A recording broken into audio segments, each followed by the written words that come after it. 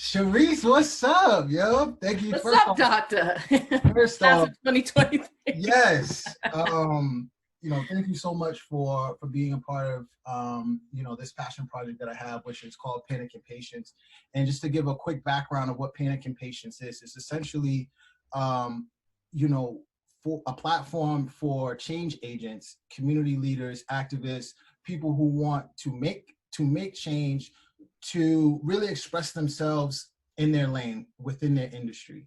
And the concept between panic and patience is, I believe that a lot of us who are change agents are constantly conflicted with this sense of urgency. Like I got to get this project out. I got to get this this business started. I have to get this art piece out. There's always something that they want to push and change for, but also understanding that anything of significance takes time. And they know that, you no matter how great your idea is, how passionate you are about a particular subject or movement, it's not going to happen overnight. And that it's going to take time. It's going to take effort. There's going to be trials and tribulations along the way. And so really, I wanted to create this platform for folks to not only be able to express themselves, but also inspire other folks and to validate other folks' effort that are in a similar boat and share similar experiences. And so I see you as a change agent. I see you as someone who's trying to make a difference in their community, who is making a difference in their community. I tease you all the time, about, getting this award and that award, and you doing this speaking engagement, teaching at this school. Is just like, I had to get you on the show and really, let folks who don't know you or don't know what the great work that you're doing, about what you're all about. So I appreciate you. Thank you. I appreciate that. Yeah, I'm just a little woman on the totem pole trying to make things happen. Making some waves, like though. You're definitely making some waves. And so I like to start it off. I asked all my guests to just tell me a story. It could be about anything. Just tell me a story. A story.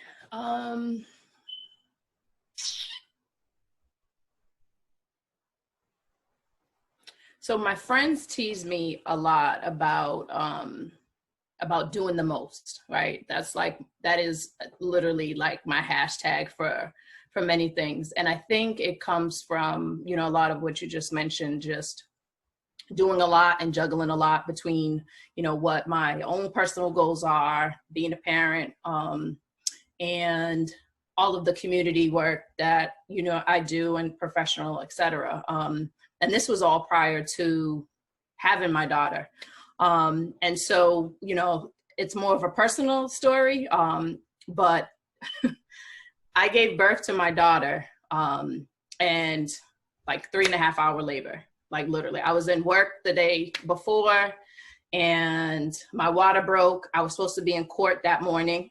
It was 5:30. I'm calling people because I can't go to court now. So now I'm like in labor, trying to contact my office to let them know someone else has to go to court for me. My baby shower was the next day. So in my mind, I have people flying in from out of town because the baby shower was the next day. So I get to the hospital. I drove myself to the hospital. I was with my daughter's father. Drove myself to the hospital, like was there. And I give birth 3.5 hours later. I then coordinate efforts for my baby shower because I was determined to go to my baby shower the next day. So I had people come No, I'm so serious, right? So people came to the hospital. I was drawing out everything that was for the baby shower. I gave keys to my house, did all of that stuff. I checked myself out of the hospital the next day. I drove home. Mom stayed with my daughter.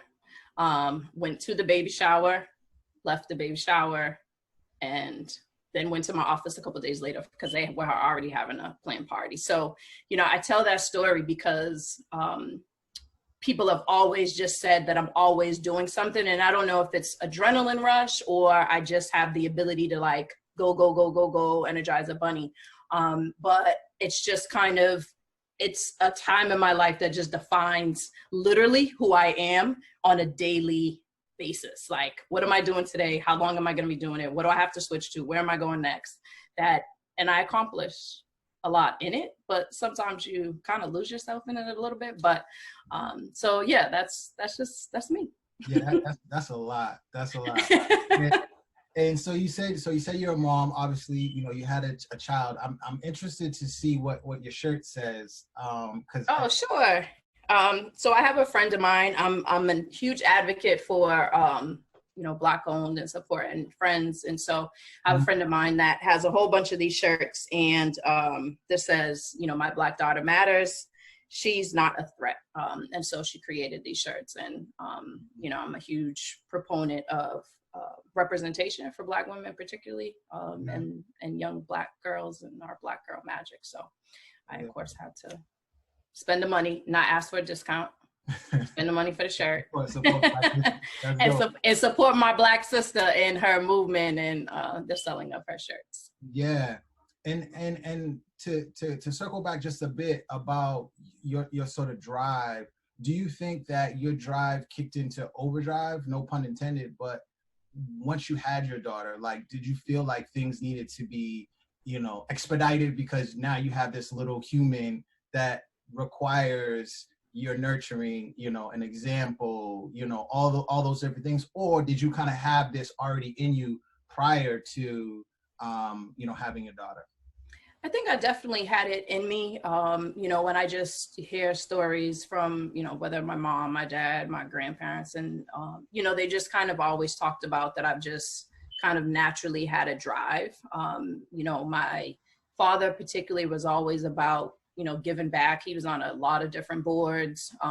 He grew up in cathedral projects. And so I think he really instilled the notion that you get to a point in life, but you have to really reach back and kind of push folks forward. And I think I just kind of saw that throughout my high school, college. And even when I got down to DC at George Washington, it was being a community facilitator. It was working in the sexual assault and rape, drug kind of clinic thing that we had there, doing my internship at the Juvenile Detention Center. So I think I've always just kind of been in a space in which it was, what am I going to do? I actually finished college really early. I was set to graduate May 2004.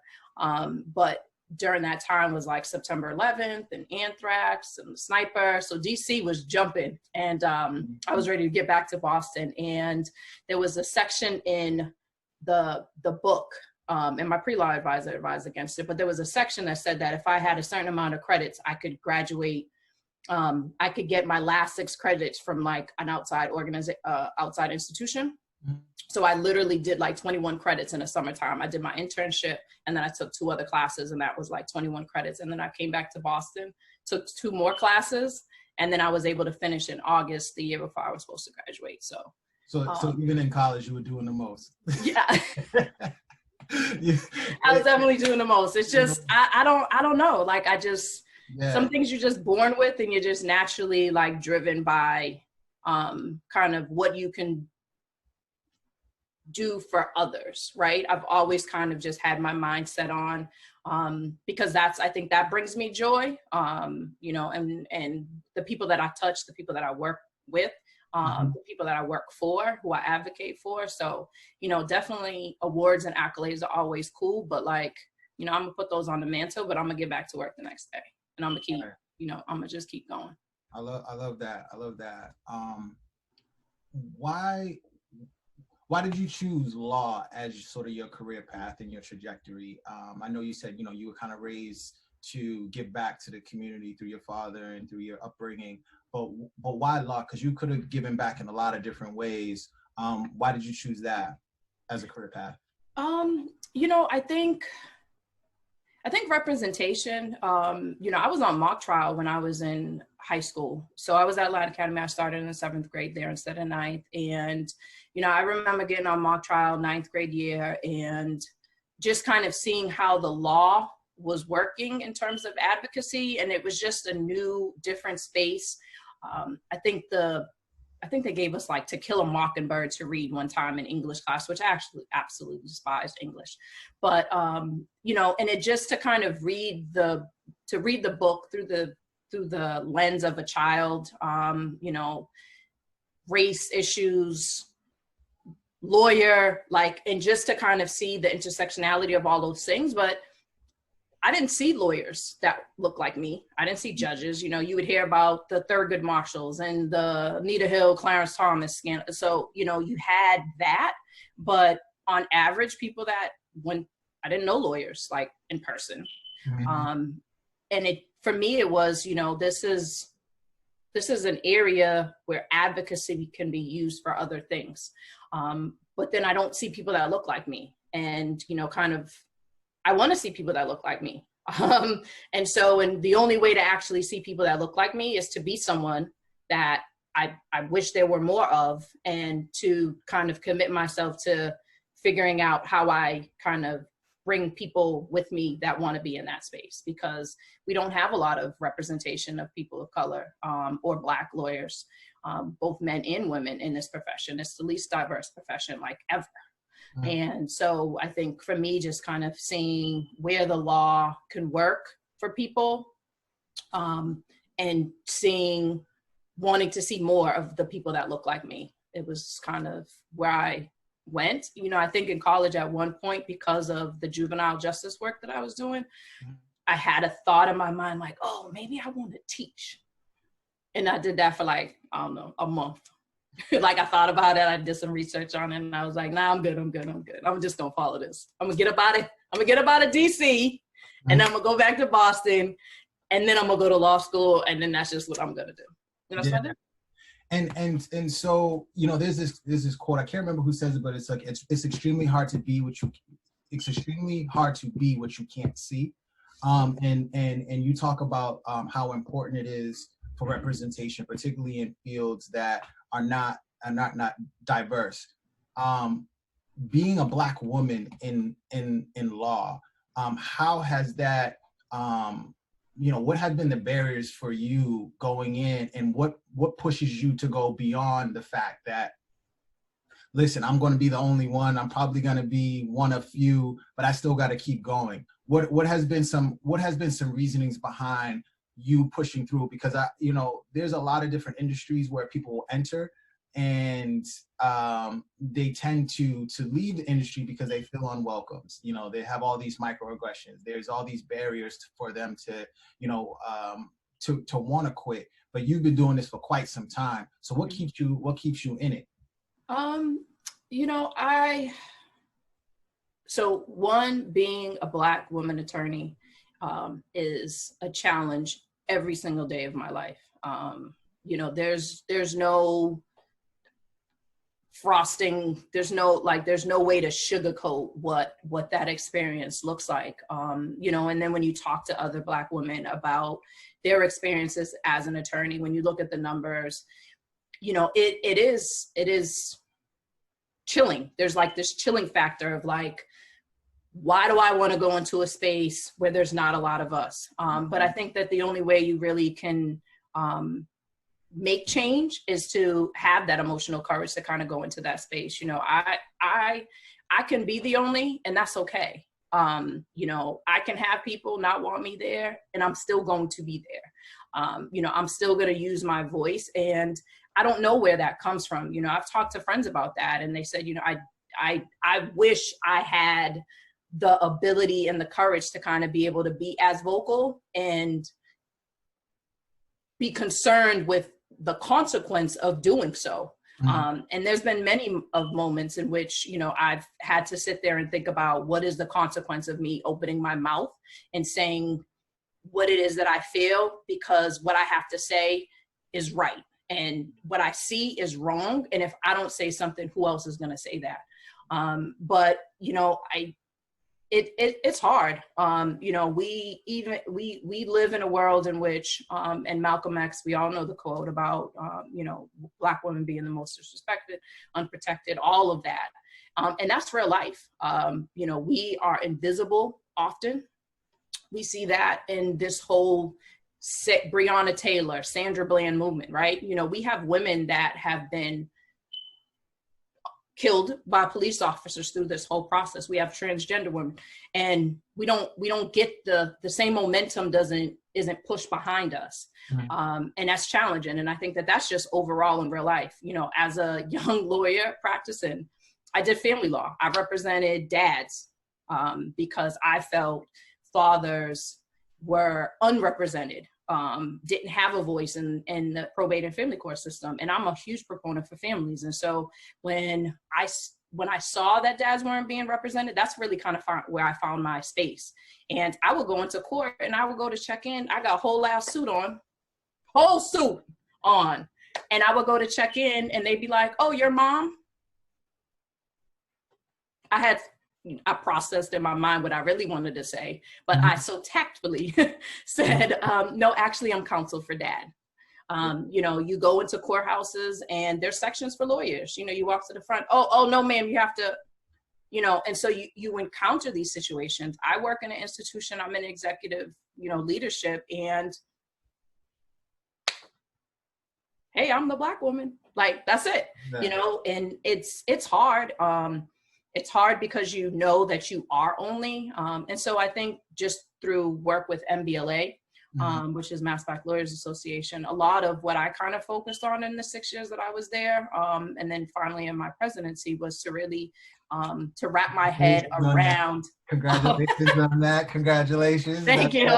You know, to really just wrap my head around, like, where are our Black law students that are women? You know, I did a talk, a speech when they did the pre-law, and for me it was like, where are the Black women, young women law students, and what can we do to help support you?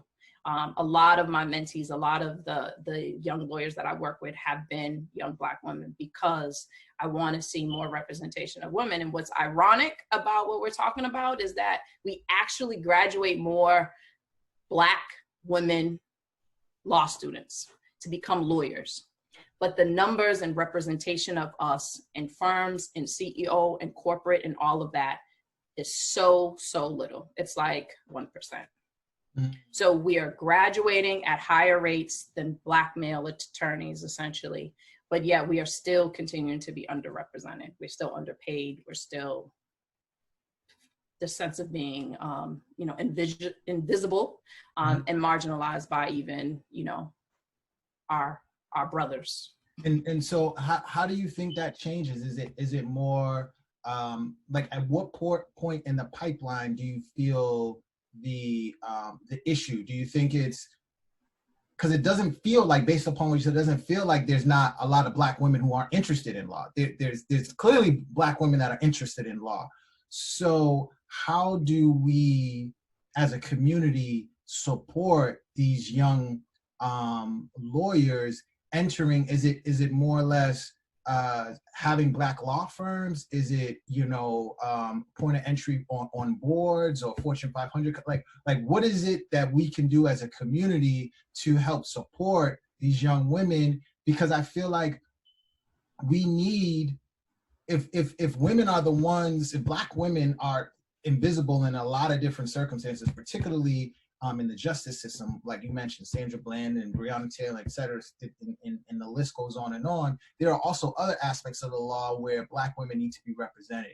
But I'm sure that a lot of Black women would need to be represented by other Black lawyers, right? By Black lawyers. And so how do we help support and push forward with lawyers that are supporting our, you know, our sisters in spaces where traditionally they haven't been?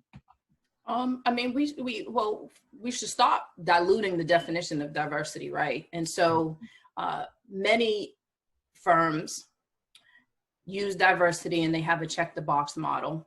Fortune 500 companies check the box model. And so what we do is we aggregate what diversity means, right? You put all these, look up the definition of diversity, you throw all that in there. And then you come up with this aggregate number of people of color. I tell people all the time, I'm not a person of color, I'm Black. Like that's, and so when I look at numbers and you de-aggregate diversity at firms, what you're gonna see is, you might see 3-4 Asian, Indian, maybe one Latina, Latinx person, and then you might have one Black person or none. But you know what?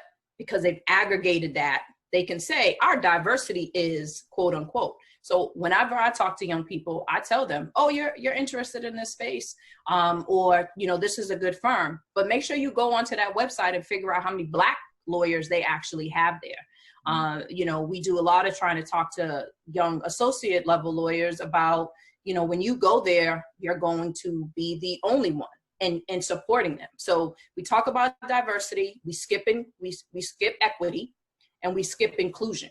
And all of that is important. And I think that's why we find people go into spaces and then they leave them because they're not welcomed. There's all these micro and macro aggressions for when they get there. You've got 60-year-old white woman administrative assistants that think you're the help. And then you're treated like this when you go into these spaces, and it's really hard. And I think, you know, in order to kind of change that and to improve the numbers, we have to really look at what is the representation of Black lawyers, both men and women, and address it in that way. So, you know, if it's a big, huge firm like, you know, Todd and Weld, or a Ropes and Gray, a Goodwin Proctor, these are huge firms. You know, what is your percentage of Black attorneys at this firm? Associate level, senior associate level, partner level. And that's where they need to start. And then what are you doing to support your lawyers when they get in there? Law schools do the same thing. So they start off with these great numbers. Oh, we brought in 25%, you know, students of color. Well, by the time it's graduation, there's like 7% left, because attrition rate sucks, because they don't do what they're supposed to do to support us in the process. We are non-traditional. We don't have families of lawyers. You know, we don't just, you know, people have families of police, they have families of everything. We don't have families of that. So most often we're first generation. We don't know what law school is. We don't know the commitment that it takes. We're often dealing with poverty issues. We're dealing with, you got to work, you got rent to pay. You can't just live on your own house, because maybe your uncle live in that house now, right? In your room that you just left. And so we have all of these other things that impact us. And then in that same vein, we're trying to just go to school and get our education. And it's hard, you know. I'd love to have been able to. So for me, I would have loved to have been able to just do clinics and not. I worked during law school, second and third year. I didn't do clinics. I worked for my 20 hours that they allowed, because I wanted to learn stuff, but I had rent to pay. I had stuff to pay for. So you have to figure out what is the balance between those two. And people underestimate that. We underestimate that with bar passage rates. Our bar passage rates for law students, again, so it's not just being a law student, graduating and getting a JD at the end. You didn't go to law school to get a JD. You went to law school to get your Esquire. And you only get the Esquire by passing the bar. But if you look at the percentages of law students that are passing the bar on the first time, it's low. You're at 60, 70%. That's terrible for us. So what does that say about the institution? What does that say about kind of where's our wraparound services to make sure that we're doing the things that we need to do so that we are graduating? And then it's jobs. What's the job market? You know, people come here, get education, and they leave. They're out because Black folks can't get jobs here. You can't, regular Black folks can't get jobs, let alone trying to be a Black lawyer trying to get a job in this institution in this city. And then government jobs, public defender. It'd be great to have more lawyers on the public defense side, but doesn't pay. Sometimes the state doesn't fund it the way they need to. District attorneys' offices are paying $55,000. So how are we supposed to be broke, growing up, broke in college, broken law school, and then you want us to be broke when we get out of law school? Like what? It just, like the whole system is just set up for us not to be able to truly achieve what we want to do. And you know, I tell people I'm an exception. Like there was no blueprint, and I'm an exception to being able to get through a system and get to where I am today. But that's not the same for so many other folks that are, you know, that come behind me, that have been riding next to me, that have come before me. It's not the same, you know, and I'm thankful every single day for it. But this has been a hard road, I think, for myself, but it's just a hard road in general to try to help encourage people to want to get into this space when it has so many bumps and hurdles to kind of to achieve. Yeah, that's interesting. And so how with having that as an understanding, like how do you feel like you can build community through your work when it seems to be there's so much put against you? Like is it really coming together with the Mass Black Lawyers Association to sort of embrace the next generation of lawyers and to have, you know, a space where other lawyers who are actually doing the work right now can have a space to vent, can have a space to talk about some of the successes and struggles that, you know, you guys are having to fill your cup again? Because I know sometimes we as Black people, we look for spaces that we can come together with people that look like us who are sharing similar experiences in order to get replenished and feel validated. And like, I don't know if I can make it, but sometimes if you hear somebody else who's going through, you be like, okay, well, if you can do it, then I can do it. You know, it's that kind of energy. And so what are you doing, or what have you done to sort of build community within your industry? So, you know, particularly for the MBLA, a lot of mine was around the community, like actual community. So we focused on kind of know your rights programs, but also just visibility in the schools from very young ages, whether it was like just reading to young people, going up when they would do career days, doing things like that, getting lawyers to come and show, you know, I'd get calls all the time, you know, we need, you know, we're doing a program, we need lawyers there. So, you know, you send out these communications. But for me, it was holding people accountable. I think while I was with the MBLA, I didn't care whether I was president, board, whatever. If there was something that was going on and I knew someone that was in that space, I'd send that message. Like, hey, they need a defense attorney. They needed a family law attorney over here. And people just moved, you know, and I think that it comes from doing the work and then asking people to hold them to a standard that you would keep for yourself, right? So I would go to a school, so I'm gonna ask you if you can go to the school because I could go to the school. Or I'm gonna say, hey, this thing's going on, I need 5 of y'all to come with me. And because I think we naturally get accustomed to our day-to-day, right? You know, you have your job, you do your job, you go home, you have family, you have this, you have that. But we often forget that we have an obligation. In order to create more lawyers, we've got to be able to pour back into them. We got to pour back into law students. And far too often, attorneys start to age, they get busy in the things that they're doing, and then they forget that there are people, law students, and young people that are coming up behind us. And so I have this thing where I always talk about lift as you climb. So there's never been a place where I've been here and I haven't reached back to say, nah, come with me. And so I think that really needs to be driven in a lot more people. Mm-hmm. I feel like I've been able to do that. And I think that's just because some people just rock with me. And so, you know, it made my year, particularly as president, it was fulfilling, because I would say, we're going to do a holiday party and District 7 down Roxbury, right? Because I was a new bar, half on, you know, by a lawyer I knew, and it was like, all right, we're going to pour in the District 7. All the lawyers pull up. It's December. You couldn't even move in the joint. And it just was like, but people loved it. And they loved it because they hadn't seen people. There was no education related to it. It was just like, we're going to buy and we're going to pour into this little small bar, and we're just going to break bread with each other. And I think we have to create spaces for more of that so that people can get whole and fill their cup and shoot the breeze, because not everybody's significant other wants to hear about the crazy things that happen in the court, because it goes right over their head. Right. You know, your family don't want to always hear this stuff. So I think, one, we just have to kind of build around each other to do that. And I do a lot of that even in smaller groups with lawyer friends, people that I graduated with. You know, we have group chats. You know, it's great because you got group chats with the people and you connect in that particular way. And then I think just you just have to be committed to the profession, right? Mm-hmm. You can be committed to your job, or you can be committed to the profession. And the commitment to the profession comes with more work.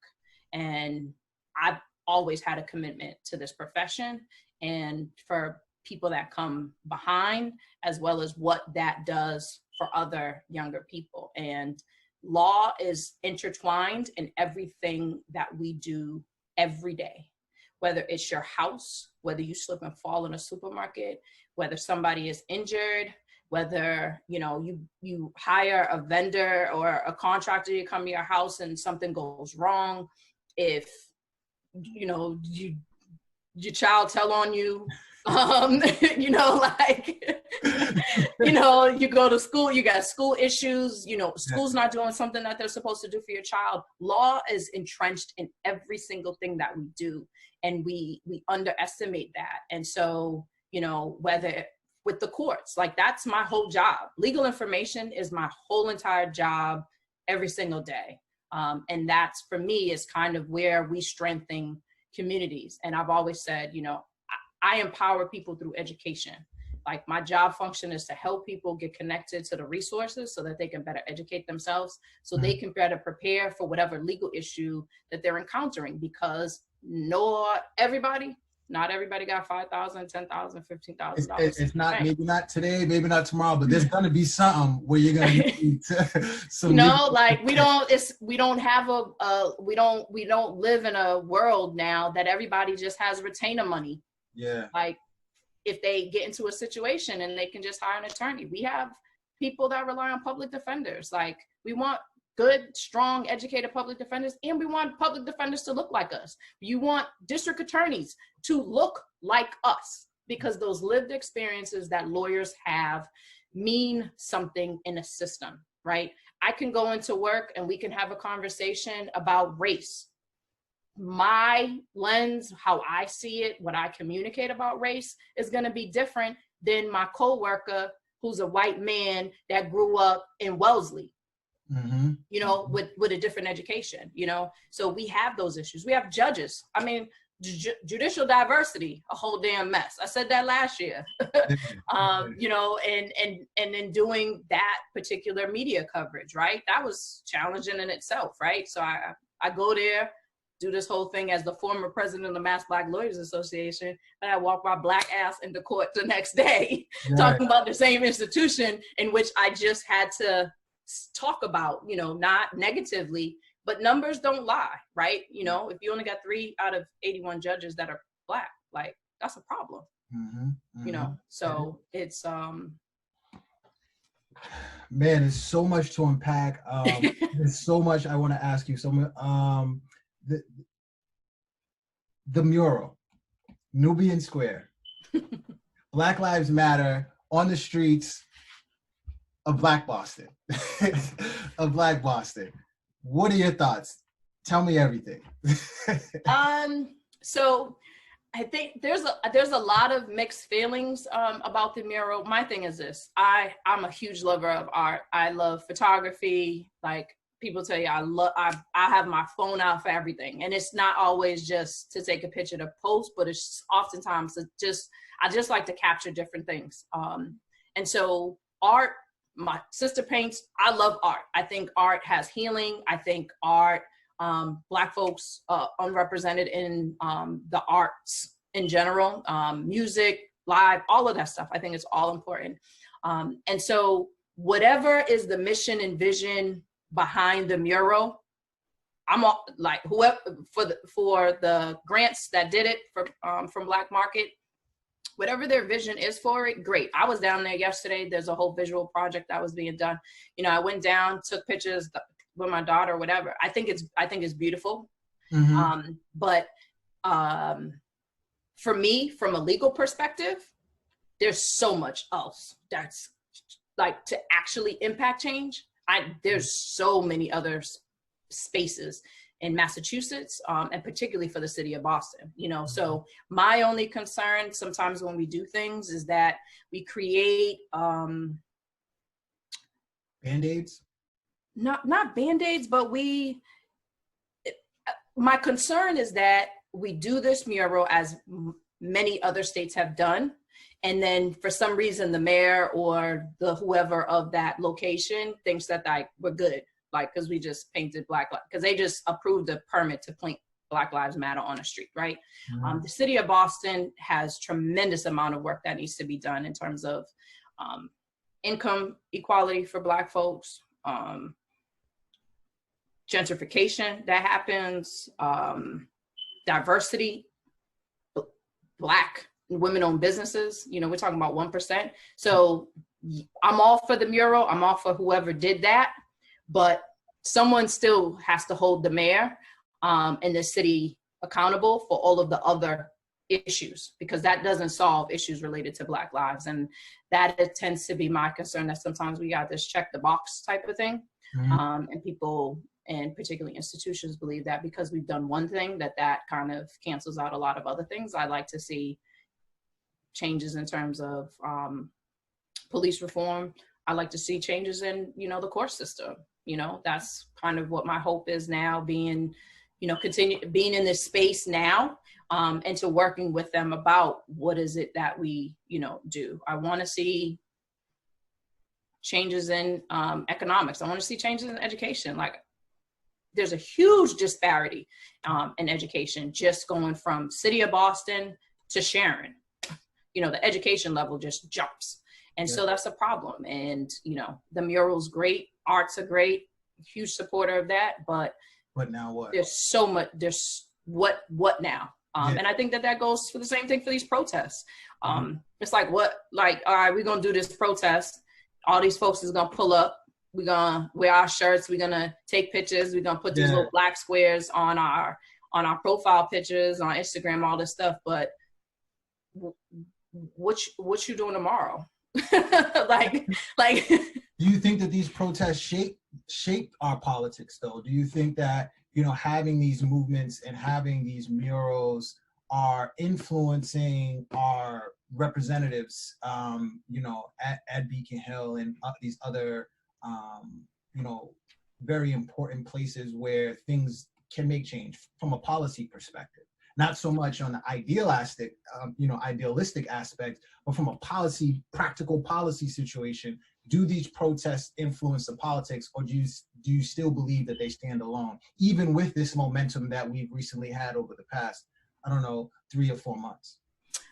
So I'll preface everything. I hate politics. I think politics is pimping. I think there should be term limits on politicians, because they become lifetime politicians that are only committed to how much money they can raise and don't really care about Black issues. And so politics for me sucks. Politicians in general, I haven't kind of wrapped my head around. I think that there are some that are really committed to change, but that is impacted by politicians that don't want to. So, you know, I do think that protests drive momentum. I feel like the protests and things that are happening now are a little bit different than when Black Lives Matter kind of, you know, kicked off. And, you know, when we had the Tamir Rice and all of that, like, it kind of started and it stopped. And I think what's driving it now is the persistence, right? It kicked off and we ain't let up yet. Mm-hmm. And I think because we have not let up, that has put institutions and put politicians and put states in a place where it's like, oh, nah, we're not letting up. And so, you know, some folks are like, you know, COVID-19 shuts shit down. But at the end of the day, what do you think, if we didn't have COVID-19, you think all these people would be available to just be walking out their jobs and just not go to work for 2, you know, you got protests at 2, 10, 11, like most of those people would have been at work, but they're not at work. And COVID has made it so that people aren't at work. And so I think that where we have a huge population of people that are unemployed, people are available, they're on the TV, they're on social media, people have time now. And I think that is really driving what is going on. But I do, you know, I definitely do think that you can apply pressure during this time. And this time is a good time to apply pressure, because you may see rapid changes. You know, I would have never expected all these corporations to be coming out saying Black Lives Matter. That's great. But are you going to start hiring more people in senior leadership, or are you just going to write Black Lives Matter? Because you didn't even give us a discount, right? But it's just one of those things where you don't want people to let up, because it just allows people to say, all right, we're going to ride this wave. And then all them folks are just going to give up, and then they're going to go away. And then there's going to be another issue down the line, and then they're going to get revved back up, and then they're going to let out. So I think that the time has really created the space to drive the momentum. And, you know, you hope that people that are in the space to force change, you know, politicians that have felt like they didn't have a voice. I think some politicians are speaking up now where they would have never done so last year, or the year before that. But if it drives change, I'm all for it. You know, I don't want people to let up, and I don't want people to have a false narrative that even all of the people that are showing up to protest, like, not all of them that show up to protest, like some of that, it's an outing for them, right? I'm gonna make this little flyer, I'm gonna hold it up, I'm gonna take a picture, I'm gonna do all that. But then in the next day, you're not doing anything that actually changes Black lives, right? Your job doesn't change Black lives. You're not petitioning, you're not supporting your elected official that is actually moving, you're not donating to campaigns, you know, you're not present when the legislators need folks to pull up and say, hey, we have all these people behind us, you know, where are you in those particular spaces? And so, and then equality, right? So when I go to a protest, I'm there for equality, right? I want there to be representation, but for me, this movement is about equality and ensuring that there's more representation of people that look like us in this whole entire space. Some folks aren't there for just equality, right? They're there because they're outraged by George Floyd, or they're outraged by what is happening. But if we about to be in a fight for a job, do you really want me to get that job over you to get that job? You know, are you really prepared for there to be more Black people in your operation? Are firms really prepared for more, to start spending money where they need to spend the money, right? And I think that's where I have issues with things that are happening, right? Like, you can write something that says Black Lives Matter, but what are you doing to actually make sure that Black Lives Matter in your corporation and your day-to-day life and who you're pouring into on a day-to-day basis? Like, I'll buy this shirt, I'll buy anybody's shirt.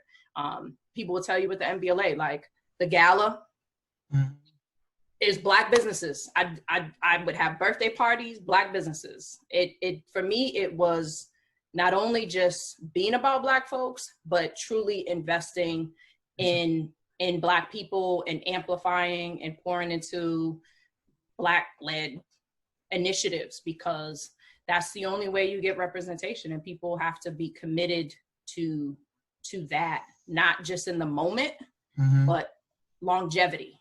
And I think that that's really where we need more people to kind of invest their spaces. This is about longevity. This is not about now and next month, but in 2021, are you still going to be pushing? Because I am, because I've been doing this. But in 2021, even if there isn't an unarmed killing of a Black man or woman or whatever, are you still going to be fighting the same fight? Are you still going to be pouring into Black businesses?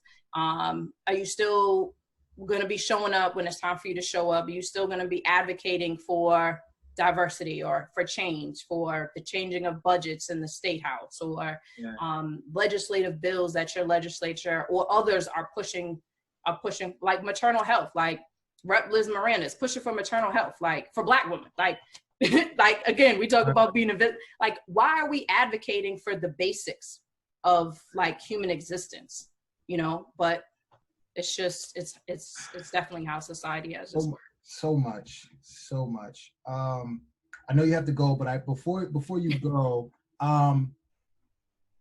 what are 2 or 3 things that like regular folks like myself and others in our community can do today to help what you're doing, or to help push or move the needle forward? Because I feel like a lot of folks will be inspired by something that you say or be inclined to want to know more, and then don't have anything tangible and practical that they actually can do. So what are a couple of things that our community can do to support the efforts that you're doing, but also, the greater good of the Black community, and from your perspective? I mean, I think one, folks need to get educated. I think we have, for some reason, there's been a lot of spaces where people are educated, but there's so much to learn and kind of enlighten themselves about our history, where we come from, all of the different things that are happening. So I think people need to, they need to focus on education, and reading to become more woke and understand what this is about, because people often kind of ride behind, but don't really know what they're riding behind and why they're riding behind it. So I think people need to focus on education, but I also think that, you've got to look into organizations that are really that are moving the needle, right? And, you have Lawyers Committee has always pushed for representation in the issues that impact people that look like us. And that's donations primarily. ACLU is doing some work as it relates to qualified immunity, which may not be a kind of legal term that most people know, but to put it more lightly, police officers in most states have qualified immunity, which means that it's extremely, nearly impossible to charge them if they are operating with their blue on and something happens. So whether that's someone being killed justifiably, unjustifiably, or excessive force. And I spent some time working with an attorney, and it was impossible on the federal and state level to change that. So Massachusetts is working on it through the ACLU, but there are many states that are focusing on that. And that's really kind of where you start to hold people and police officers accountable for the things that they're doing. But in this city, it's hard. Politics runs the city of Boston, and it makes it really, really hard to accomplish a lot of anything. So, I would say that it's wrap yourselves around politicians that look like us, that are actually moving things forward. Because in order for them to do what they need to do, they need donations so that they can hire who they need to hire in order. Like it's time and money to push policy. And if you're a politician, you don't have a lot of money, we don't donate a lot. So you can ask any of them. You can ask them to Liz, Miranda, Anika, any of those folks that have run for office. They don't often have a lot of funds. And so whether you're Black or you're white, like you need to be pouring into politicians that are actually trying to move the needle versus just not, because the representation, even we have 160 members in the State House, and the House of Representatives here. There's like 13 state representatives. So where's our voice, right? You got 160 and there's only 13. You can do the math, it's like 0.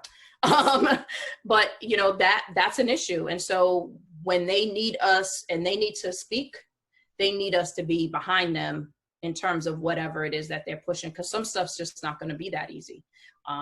It's not. It's because people are obstructionists.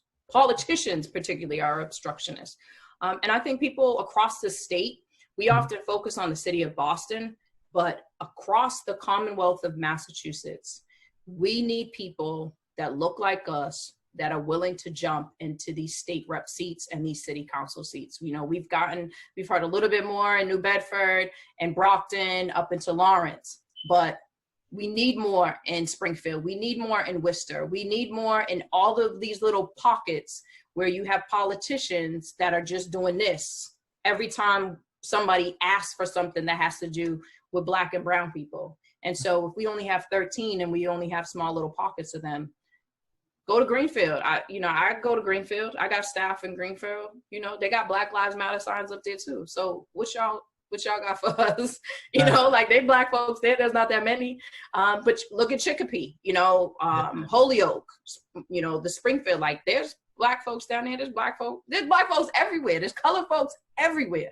People have to be moved to run, and we can't always just be concentrated and all of us fighting. I used to tell people, like, pack your stuff and go move west so we can start to increase our numbers. Like, stop everybody in the city of Boston and greater Boston, everybody, all the Black folk want to fight for the same seats. Like, why are we all fighting for the same seats? Like, pack your stuff and move out west. Go run out there. That's how you get your numbers up. Not if 5 of us is running in one district. That ain't gonna help. Right. And so just to kind of recap, the things I loved that you said, and I might be butchering, but you said, lift as you rise. Lift as you climb. Lift as you climb. Support Black businesses and every opportunity that you get. Educate yourself. Do research on organizations that are pushing to change policies that are affecting your community. Like, was it ALCNU? ACLU. ACLU. Mm-hmm. And understands the work of your local politicians and support them financially if you can, and be mindful of the different things that are happening in and around your city, because if you don't know that things need to change, then it ain't ever gonna change. Right. I'm been a fan of Liz and her work, and a lot of the other politicians that are in and around the city of Boston, and it's hard. It's hard just even having offline conversations with them. Like, I could only imagine what their day to day is, and so it's folks like you that inspire me, that I am not alone in wanting to build community. I'm not alone in wanting to make change and make our young people, the next generation, our children, their path easier than we had it. Because there was those that came before us that made our path easier, not easy, but easier than they had it. And I think that's the goal. For you, I want to wrap it up by saying, to me, you're not invisible. I see you. I love you. I think that what you're doing, the work you're doing, is so important and is so needed. And I thank you. Appreciate it. I appreciate you rocking with me today. Well, thank you for having me. This is dope.